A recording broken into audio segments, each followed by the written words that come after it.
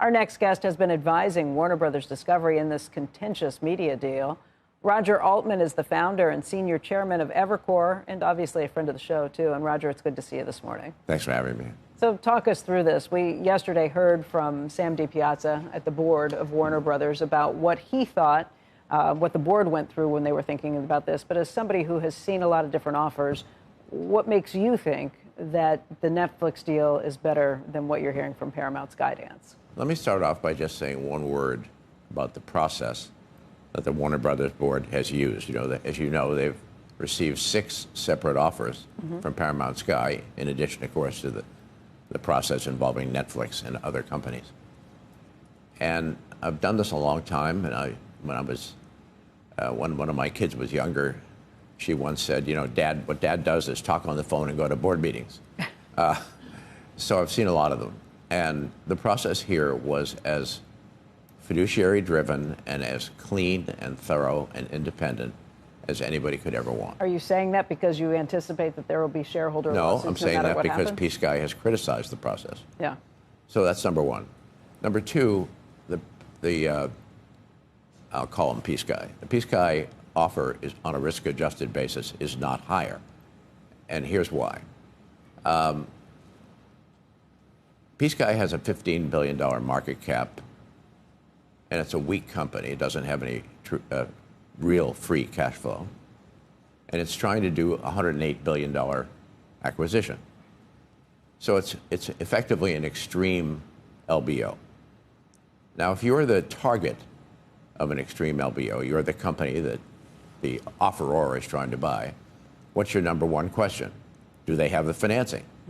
And can I count on the financing being there? And the answer in this instance is no, which is why I say the risk-adjusted value of the offer is not higher. What makes you say no? No, because they need about $40 billion of equity to achieve the total debt and financing package necessary to do the deal.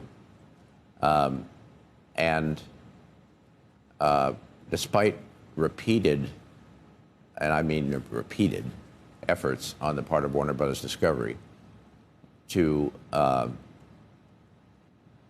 get clarity and assurance on the so-called Ellison backstop, we have not received that. And the concern with that is that it's the revocable trust, the Ellison revocable trust, and the board's concern is that at any point Larry Ellison could take the shares of Oracle out of it. Think of what the word revocable means. The word revocable means that the day after the merger agreement or any day after that, you can take assets out, you can leverage it up, you can completely change it.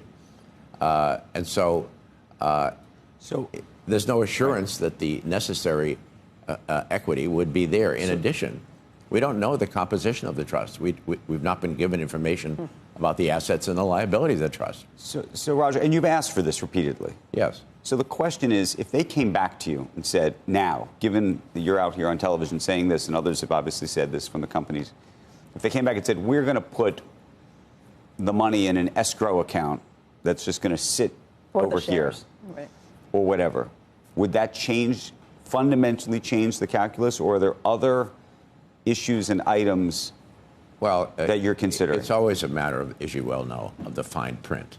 Right. Is it really legally binding? Now, look, in Twitter, yes, it was a smaller deal, but it wasn't that small. Elon Musk contractually guaranteed the equity. I will put up the equity.